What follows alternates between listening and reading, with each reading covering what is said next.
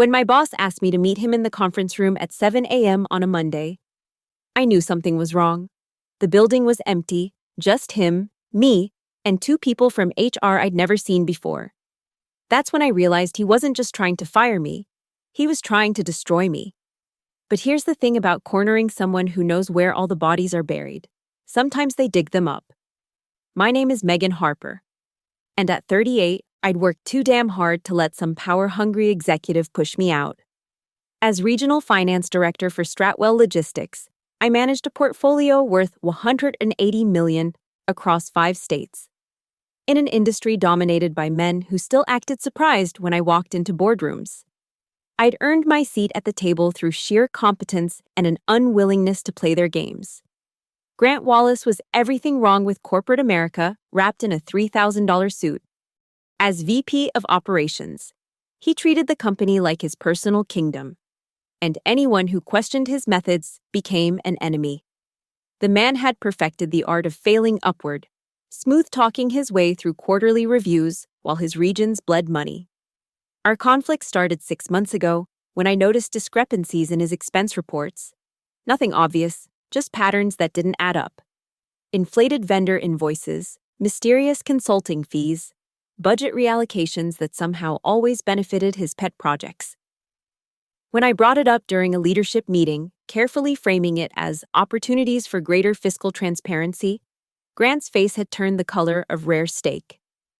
"I appreciate your enthusiasm, Megan," he'd said, his smile sharp enough to cut glass. "But perhaps you should focus on your own region's performance before questioning mine." The room had gone silent. Everyone knew my region consistently outperformed his by 15 to 20%. But Grant had connections, golf buddies on the board, drinking partners in legal. I'd challenged him publicly. And in his world, that was unforgivable. From that day forward, the atmosphere shifted.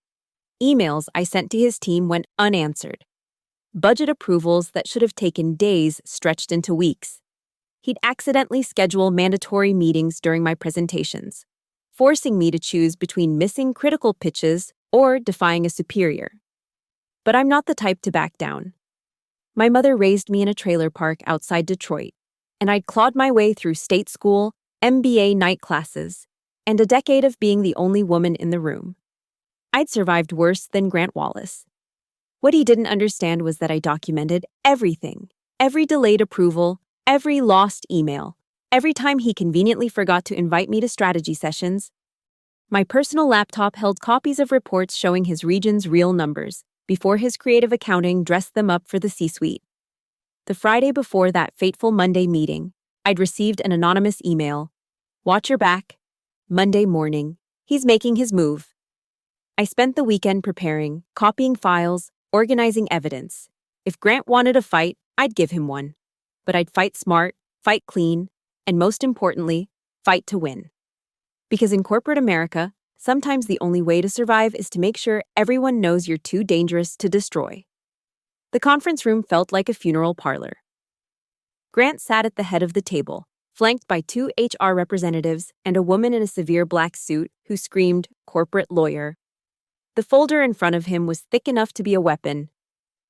"Megan, thank you for joining us," Grant said, his voice dripping with false concern.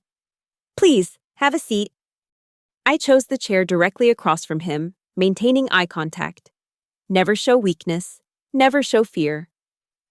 "I'll cut to the chase," he continued, sliding a document across the table. "We've discovered serious irregularities in your expense reports. Specifically, a $45,000 discrepancy involving the Henderson Industries contract dinner last month." My stomach dropped, but I kept my face neutral. That dinner had cost $4,500, not $45,000. I had the receipt, the email confirmations, everything. "I'm afraid I don't understand," I said calmly. "Perhaps there's been a clerical error."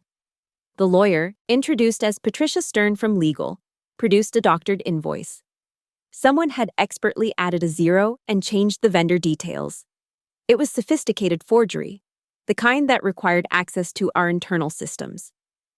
"This is the invoice submitted under your authorization code," Patricia said. The funds were transferred to a shell company that, coincidentally, shares an address with a property owned by your brother-in-law. My brother-in-law lived in Seattle. I hadn't spoken to him in 3 years, but they'd done their homework, found a connection they could exploit. This is fabricated, I stated firmly. I have the original documentation. Which could also be fabricated, Grant interrupted, leaning forward. Megan, we value your contributions to Stratwell. That's why we're offering you an opportunity to resign quietly. Sign this separation agreement. Receive 3 months severance, and we'll consider the matter closed. The HR representatives shifted uncomfortably. Even they knew this was a setup. But Grant had probably promised them something to stay quiet. I scanned the agreement. It included a non-disclosure clause, a non-compete, and most importantly, an admission of wrongdoing. And if I refuse, Grant's smile widened. Then we proceed with a formal investigation. Your access will be suspended immediately. The forensic accounting team will go through every transaction you've authorized in the past 5 years. These things tend to leak. You know how the industry talks. He was right. Even if I was cleared, the investigation would destroy my reputation. No company would hire a CFO under investigation for embezzlement. It was brilliant in its simplicity. Force me out quietly or destroy me publicly. I'll need time to review this with my attorney, I said, reaching for the documents. Of course, Grant said magnanimously. You have until Wednesday, 5 p.m. I stood up, gathering the papers with steady hands despite the rage burning in my chest. Is there anything else? Actually, yes, Patricia interjected. Effective immediately. You're not to access any financial systems or communicate with your team about this matter. HR will send a memo saying you're taking personal time. The trap was closing, but they'd made one mistake. They'd given me 3 days. Understood, I said, heading for the door. Then I turned back, allowing myself a small smile. Grant, you might want to double-check your own expense reports from the Miami conference. I heard the Ritz-Carlton's forensic accounting is quite thorough when subpoenaed. His face paled slightly. A shot in the dark. But it hit something. I walked out with my head high, past the cubicles of colleagues who had no idea their Monday was about to get interesting. In the elevator, I pulled out my personal phone and sent a single text to Lauren Matthews, the best employment attorney in Chicago. Code red, they made their move. Her response was immediate. On my way, don't sign anything. 3 days.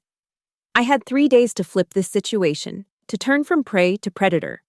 Grant thought he'd cornered me, but he'd forgotten something crucial. Cornered animals are the most dangerous. The war for my career had officially begun. And I don't lose wars.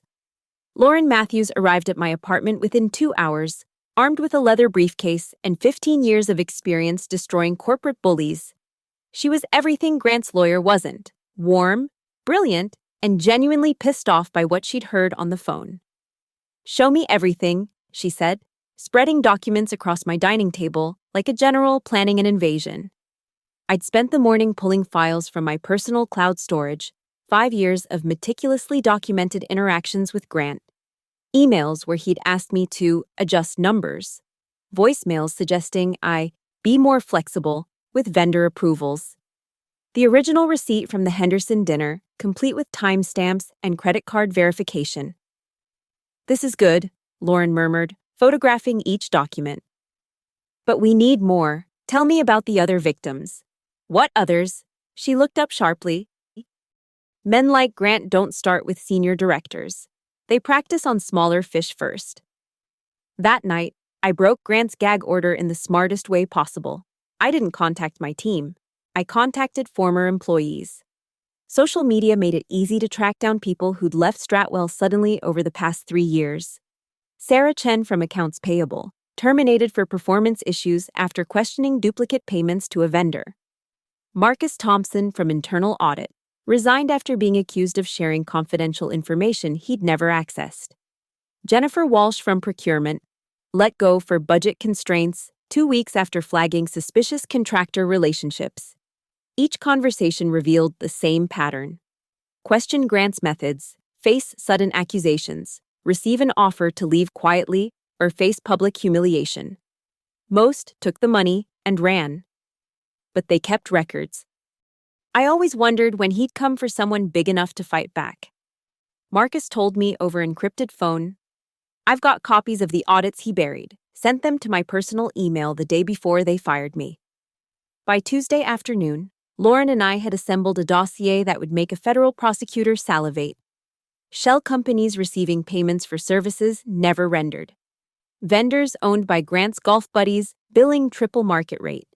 A ghost consulting firm that existed only as a post office box and a bank account in the Caymans.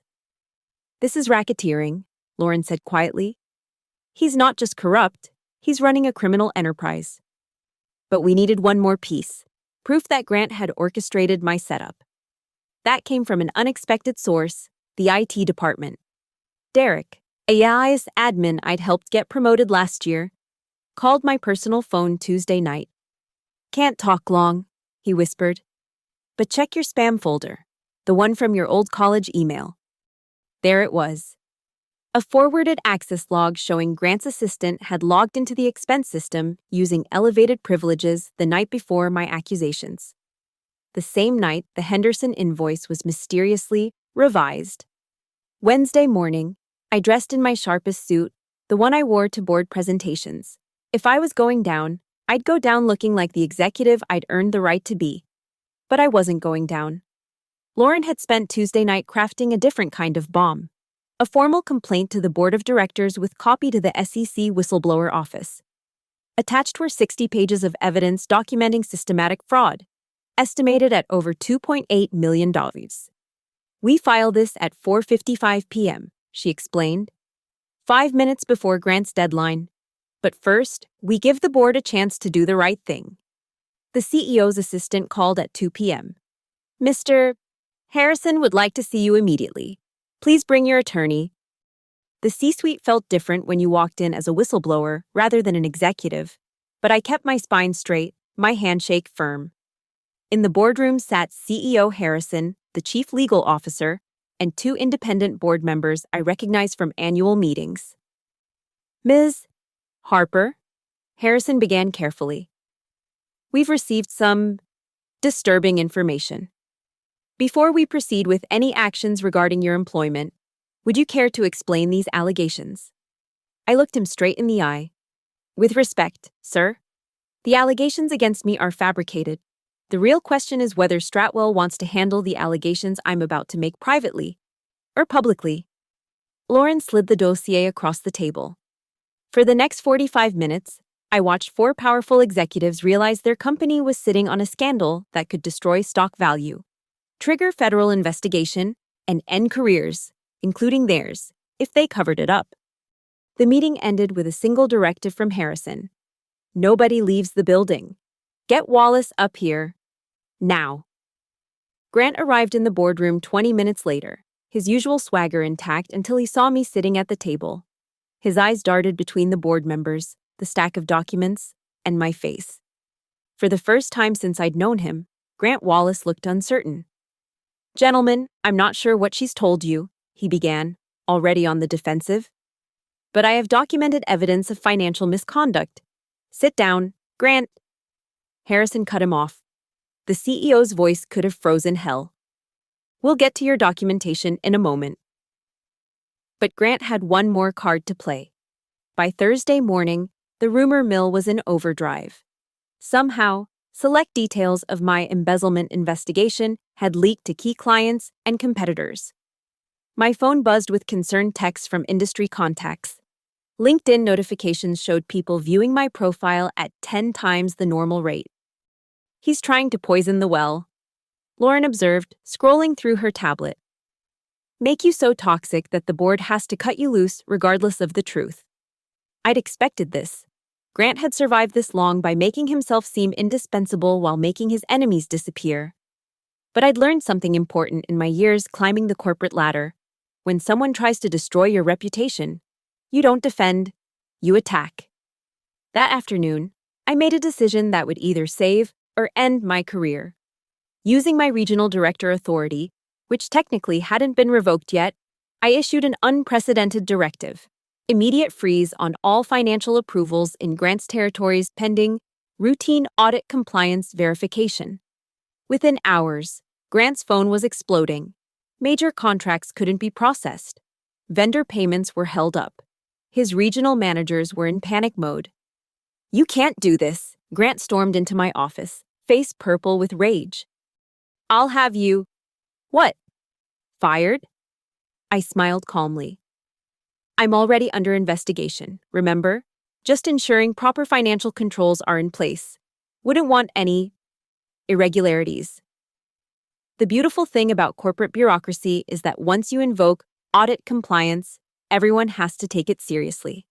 Grant couldn't override my directive without looking like he was hiding something. By Friday, the situation had escalated beyond either of our control. The board had quietly brought in external auditors, not for my expenses, but for a comprehensive review of the entire operations division.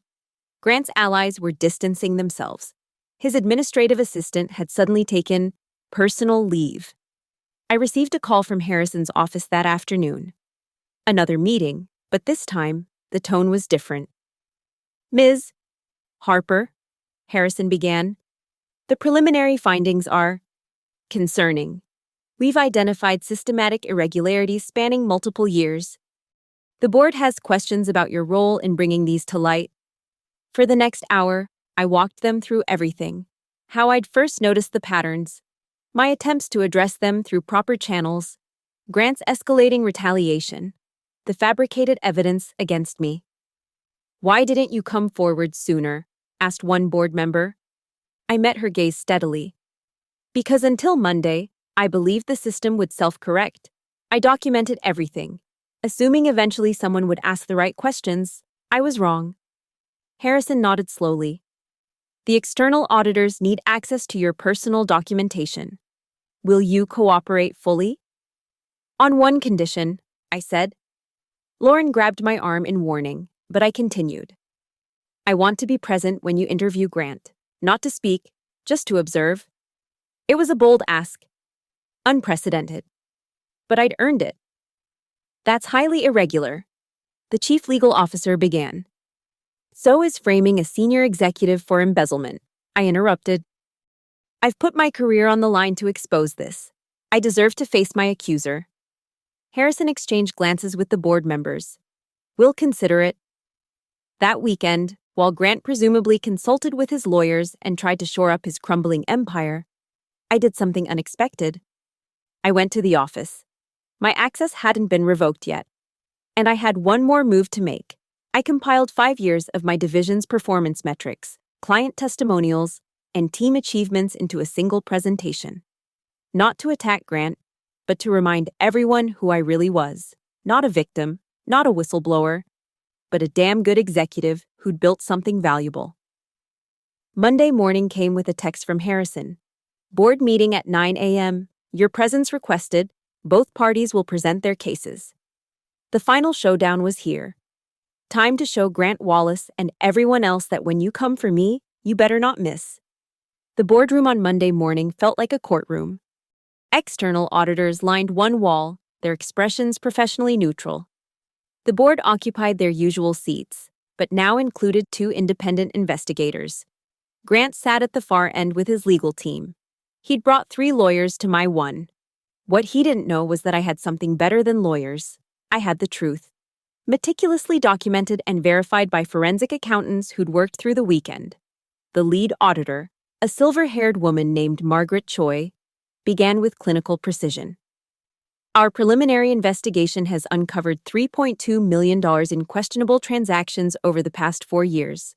These include inflated vendor contracts, duplicate billing, and payments to entities that appear to exist solely on paper." She clicked through a presentation that mapped the money flows like a crime scene. Shell companies layered on shell companies, all eventually tracing back to accounts controlled by Grant or his associates. "Furthermore," she continued, "we've discovered systematic manipulation of internal audit reports. Emails recovered from archived servers show Mr. Wallace instructing subordinates to alter findings before they reached senior leadership." Grant's lead attorney tried to interrupt. "These are preliminary findings." My client deserves the opportunity to explain. He'll have that opportunity, Harrison said coldly. After we addressed the accusations against Ms. Harper, Margaret pulled up the Henderson Industries invoice, both versions. Our digital forensics team has confirmed the original invoice was altered using Mr. Wallace's assistant's credentials at 11:47 p.m. on Sunday, March 10th. The metadata is conclusive. I watched Grant's face cycle through emotions, denial, anger, calculation. He was realizing his frame job had become evidence against him. But the most damning evidence, Margaret said, pulling up a new slide, comes from Mr. Wallace himself. The room went silent as she played an audio recording. Grant's voice, clear and unmistakable, from a call with his assistant. Make sure the Harper situation is handled. Change whatever you need to change. She's becoming too much of a problem. His assistant, probably trying to save herself, had recorded everything. Where did you get that? Grant exploded, jumping to his feet. That's illegal. That's admissible in a corporate investigation, Margaret corrected. Your assistant provided it voluntarily in exchange for immunity. The board members' faces had turned to stone.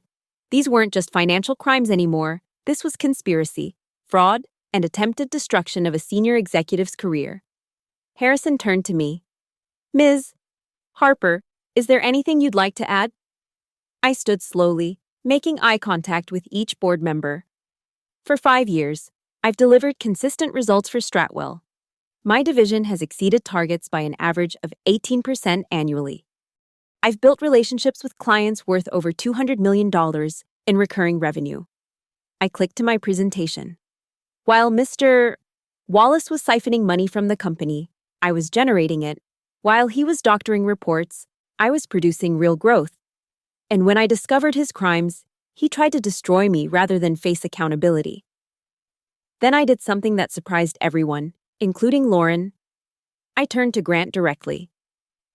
You asked me once why I couldn't just play the game. I said quietly. This is why. Because the game you're playing isn't business. It's theft. It's not leadership. It's looting. And it stops today. Grant's lawyers tried one last desperate move. Our client is prepared to offer his resignation in exchange for no deals. Harrison cut them off. Mr. Wallace, your employment is terminated effective immediately. Security will escort you out. Your final check will be mailed after we deduct the funds you've stolen. But it wasn't over. The chief legal officer stood up. We'll be filing criminal charges.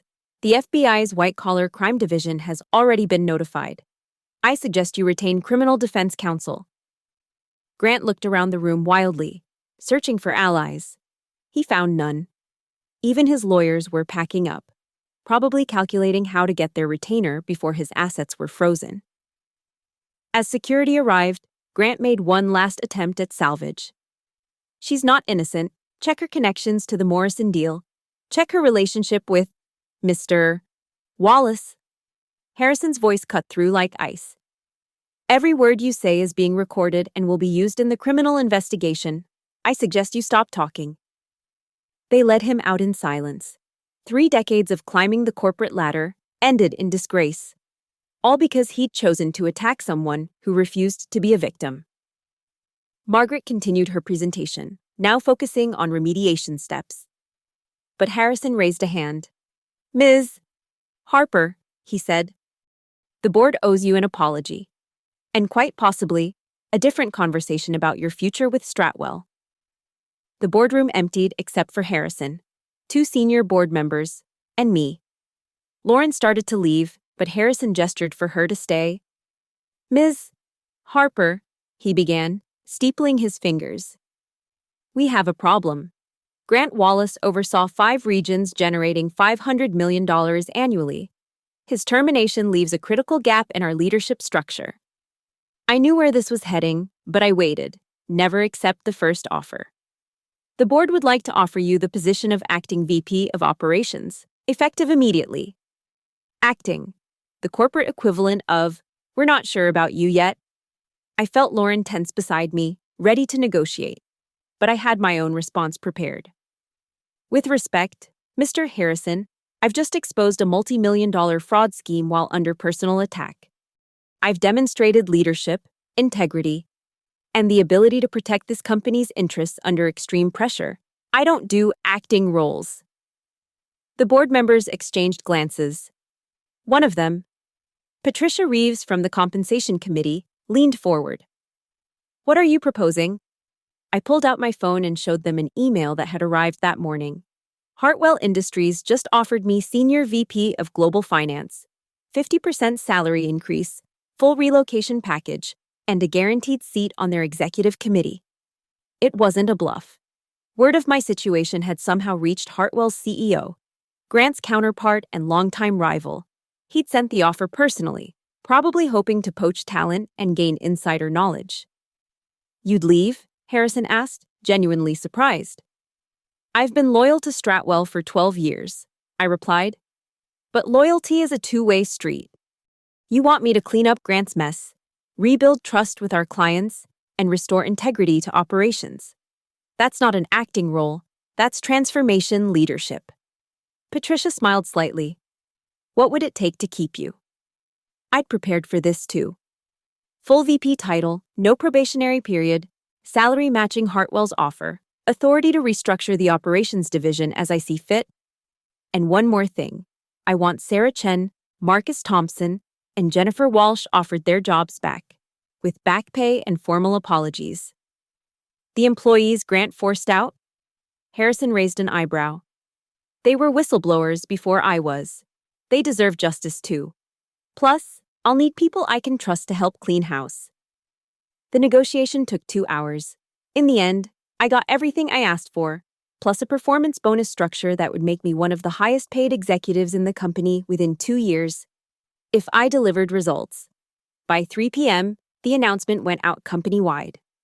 The woman Grant Wallace had tried to destroy was now his replacement. With expanded authority over his former empire, my first act as VP was walking the floors of Grant's former regions. The fear was palpable. Employees who'd enabled him worried about retaliation, while those he'd suppressed wondered if things would really change. I called an all-hands meeting for Tuesday morning, standing before 300 employees, some virtual, some in person. I laid out my vision.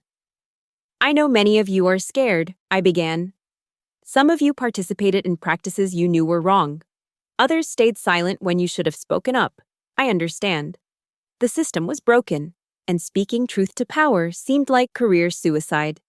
I paused, scanning the room. "That ends now. We're implementing anonymous reporting channels, rotating audits, and whistleblower protections. But more importantly, we're changing the culture. Integrity isn't just a word in our mission statement anymore. It's how we operate." The questions came fast. What about pending deals? Would there be layoffs? How would the restructuring work? I answered honestly, even when the truth was uncomfortable. Yes, some positions would be eliminated, the ones that existed solely to enable Grant's schemes. But ethical employees had nothing to fear. By Thursday, the transformation was underway. Sarah, Marcus, and Jennifer had all accepted my offers to return, bringing institutional knowledge and credibility with the rank and file. We uncovered 2 more fraud schemes in the first week, smaller but following Grant's playbook. The clients Grant had cultivated through graft were nervous. I spent hours in meetings, reassuring some, releasing others. Stratwell is returning to transparent, ethical business practices, I told them. If that's not what you're looking for in a partner, we understand. We lost 3 major accounts. We gained 7 new ones, companies that had avoided us because of Grant's reputation. Friday afternoon, I stood in what used to be Grant's office, now mine. The ostentatious decorations were gone, replaced with clean lines and natural light. On my desk sat a photo from my team's last success celebration and a small framed quote, "Integrity is doing the right thing when no one is watching." My assistant knocked. "Ms. Harper? There's a call from the FBI. They'd like to discuss your testimony for the Wallace trial." I smiled grimly. The fight wasn't over. Grant would face criminal charges, and I'd be a key witness. But I'd already won the battle that mattered most. I'd refused to be a victim. I'd fought back with truth instead of lies, evidence instead of schemes. And in the end, I hadn't just survived, I'd triumphed. 6 months later, I testified at Grant Wallace's federal trial. He sat at the defendant's table in an orange jumpsuit, a far cry from his $3,000 suits. The prosecutor walked me through the evidence methodically. Every forged document, every shell company, every attempt to destroy my career. Ms. Harper, the prosecutor asked, why didn't you simply resign when Mr. Wallace gave you the opportunity? I looked directly at the jury. Because accepting injustice makes you complicit in it. If I had walked away quietly, Grant would have done this to someone else. And another person. And another. Sometimes fighting back isn't about winning, it's about doing what's right. Grant was convicted on all charges, 27 counts of wire fraud, conspiracy, and racketeering. The judge sentenced him to 12 years in federal prison and ordered full restitution. As they led him away, he looked at me one last time. I saw no remorse, only the bitter rage of a man who'd never expected consequences. But this story isn't about Grant's downfall. It's about what we built from the ashes of his corruption. A year after taking over operations, Stratwell had transformed. Our ethics hotline, which had received 3 calls in the previous 5 years, now averaged 10 per month. Employees reporting concerns before they became crises. Revenue in my divisions increased 22% through legitimate growth, not creative accounting. Sarah Chen now headed our new compliance division. Marcus Thompson had been promoted to chief audit executive. Jennifer Walsh ran procurement with an iron fist and an honest ledger. The whistleblowers Grant had tried to silence had become the guardians of our integrity. I instituted monthly town halls where any employee could question leadership directly. No pre-screened questions, no planted softballs. Real accountability. The first few were brutal, years of pent-up frustration pouring out, but slowly, trust rebuilt. You know what the best part is? Sarah told me over coffee one afternoon. People aren't afraid anymore. They actually believe speaking up matters. The industry took notice. Harvard Business Review featured our turnaround as a case study in ethical leadership. I spoke at conferences about building cultures of integrity, always starting with the same line. I'm not here to tell you how to succeed. I'm here to tell you how to survive with your soul intact. But the moment that mattered most came on an ordinary Tuesday. A junior analyst knocked on my door, nervously clutching a folder. Ms. Harper, I think I found something irregular in the Johnson account. 5 years ago, she would have buried it, afraid of retaliation. Now she stood in my office, trusting that doing the right thing wouldn't end her career. Show me, I said, clearing my schedule. We spent 2 hours going through her findings. She was right. A vendor was overcharging, assuming we wouldn't notice. We addressed it immediately, saved the company $300,000, and I made sure everyone knew she was the one who'd caught it. That's how you change a culture. Not through grand gestures, but through consistent actions that prove integrity is rewarded, not punished. I still have the email Grant sent the night before that fateful Monday meeting. He'd written, "You should have played the game. Megan. Now you'll learn what happens to people who don't fall in line." I keep it as a reminder that there will always be Grant Wallaces in the world, people who view ethics as weakness and integrity as optional. But I also keep the letters from employees thanking me for standing up, from clients praising our transparency, from shareholders noting our improved performance. Because here's what Grant never understood. Authenticity isn't just morally right, it's good business. Clients trust honest partners. Employees thrive under ethical leadership. Shareholders benefit from sustainable practices rather than short-term schemes. My office walls now hold photos from team celebrations, awards for corporate governance, and a framed Fortune article. How Megan Harper turned corporate corruption into competitive advantage. But the item I treasure most is a simple card from my team after the trial ended. Inside, they'd written, "Thank you for showing us that fighting back is possible." That's the real victory. Not the VP title or the salary, or even seeing Grant in handcuffs. It's knowing that the next time someone faces corruption, they'll remember you don't have to be a victim. You don't have to play their game. You can fight back, you can win, and you can do it without sacrificing who you are, because in the end, that's what they can never take from you, your integrity. Guard it fiercely. It's worth more than any job, any title, any amount of money. Grant tried to destroy me. Instead, he taught me exactly how powerful one person with principles can be. Thank you so much for listening to my story today. I'd love to know where you're tuning in from. Drop a comment below and let's connect. If this story resonated with you, please subscribe to the channel and share your own thoughts about standing up to workplace injustice. Have you ever faced a similar situation? How did you handle it?